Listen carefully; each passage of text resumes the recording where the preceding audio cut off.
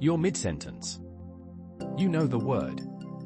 It's right there, behind your teeth, sitting on the edge of your breath. You can almost taste it. And it won't come. You stumble. You say that thing instead. You describe it. You buy time. And somewhere in the back of your mind, a quiet frustration builds, because you no this word. You've said it 1,000 times. So why, right now, in this moment, has it vanished? This is called the tip of the tongue state. And it's one of the most studied puzzles in the science of language. In 1966, two Harvard psychologists, Roger Brown and David McNeill, conducted an experiment that would define the field. They read definitions of obscure English words to volunteers and asked them to name the word. The volunteers couldn't. But here's what's remarkable, they could describe it. They knew the first letter, the number of syllables, the sound it started with, the general neighborhood it lived in. The word was in there. The brain just couldn't reach it. Brown and McNeill proved something that had been debated for decades: knowing a word and being able to say it are two different things. The knowledge exists. The access fails.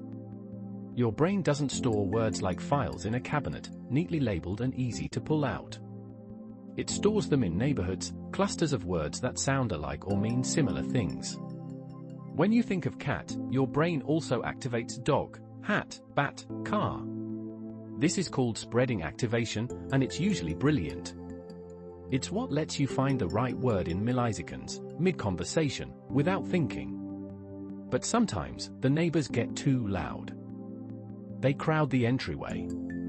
And the word you actually want, the one you're reaching for, gets blocked. In 1991, Deborah Burke at Pomona College and Donald MacKay at UCLA proposed what's now called the transmission deficit model. They argued that meaning and sound are stored in separate parts of the brain, connected by neural pathways. When you use a word often, those pathways are strong. When you don't, they weaken. With age, with disuse, with time, the signal degrades. The meaning fires. The sound doesn't follow. And the word slips into the gap. By your 20s, you might experience this once or twice a month. By your 60s, it's once a week, sometimes more. Not because your brain is declining. Because the connections are simply quieter than they used to be. In 2011, Texas Governor Rick Perry stood on a national debate stage and tried to name 3 federal agencies he wanted to eliminate. He listed 2. Then he stopped. I can't. The third one, I can't. Sorry. Oops. It was watched by millions. It effectively ended his presidential campaign. And it was a tip of the tongue state, broadcast in real time, to the entire world. It happens to all of us. In every language.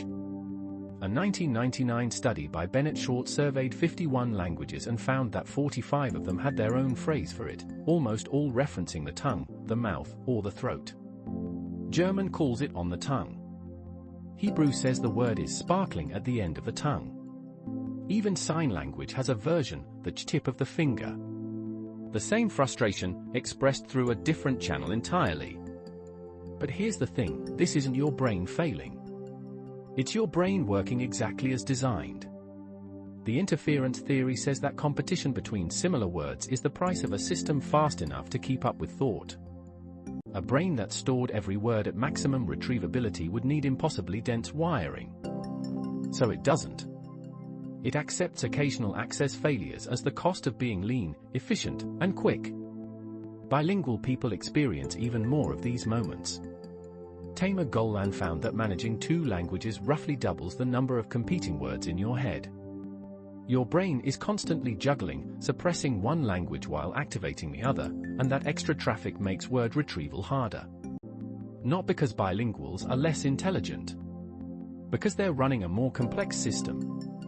And proper names are the worst offenders.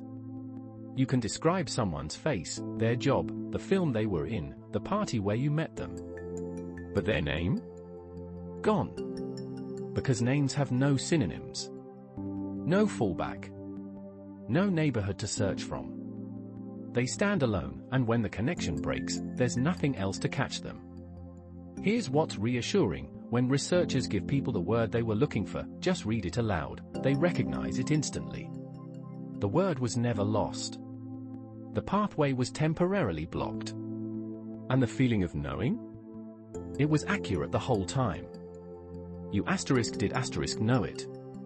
Your brain just couldn't deliver it on command. So what does this tell us about memory itself? That knowing and accessing are not the same thing. Your memory is not a filing cabinet. It's a search engine, with imperfect indexing, occasional blackouts, and a habit of surfacing the wrong result at exactly the wrong time. Signers experience tip of the finger. Cooks forget the name of a spice they use daily. Musicians go blank on a note they've played 10,000 times. The phenomenon is everywhere, because retrieval is always partial, always probabilistic, and never quite as reliable as it feels. You know more than you can say. You always have.